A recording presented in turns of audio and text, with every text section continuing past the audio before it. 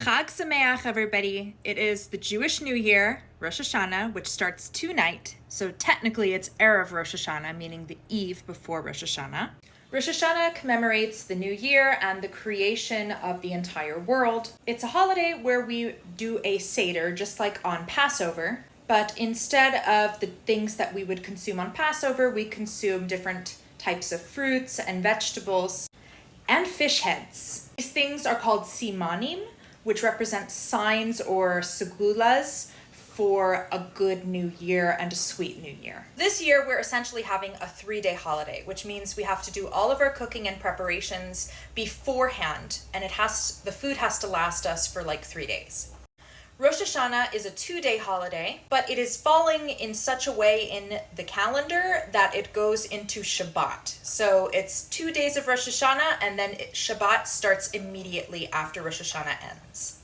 Fun fact, it's my birthday.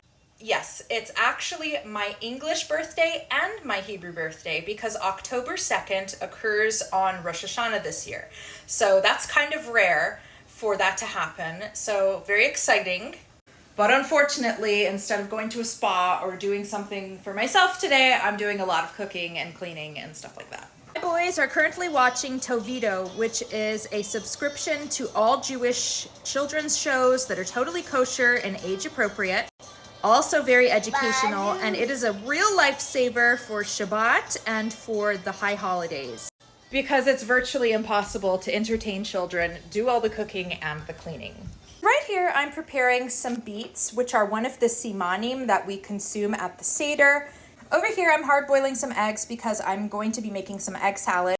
And also, we need an egg to make an Erev Tafshilin. Basically, it's forbidden to cook for Shabbat on a Yom Tov unless you start the cooking officially beforehand and you make a blessing over it.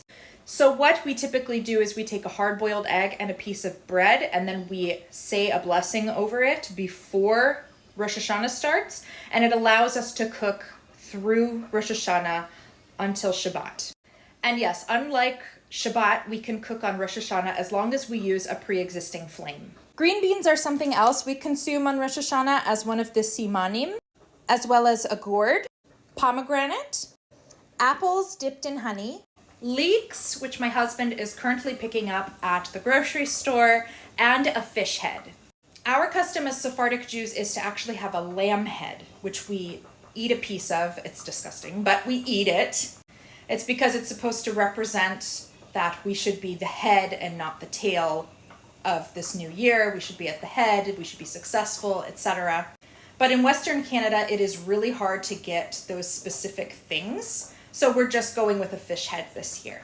While some of the Simanim are boiling, I'm just handling some of my husband's white shirts, which have just been washed, and I'm going to put them into the dryer. We are staying in town for Rosh Hashanah, but we are going to a different part of town. So we've also been packing. So more about the Seder. As we take each vegetable, we make special blessings over each one and acknowledge what each vegetable symbolizes, and then we take a bite.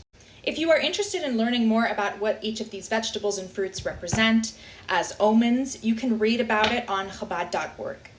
So now I'm just preheating my oven because I'm going to start baking this squash. A little bit of olive oil here. And into the oven.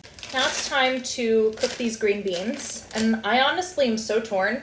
They look so good, and I like raw green beans. So I don't know, I guess I'm gonna have to cook them though. So to this I've just added some salt, and I'm just gonna get it really juicy by boiling it, and then I think I'm gonna grill it a little bit, just to give it a little bit of taste with a little bit of seasoning.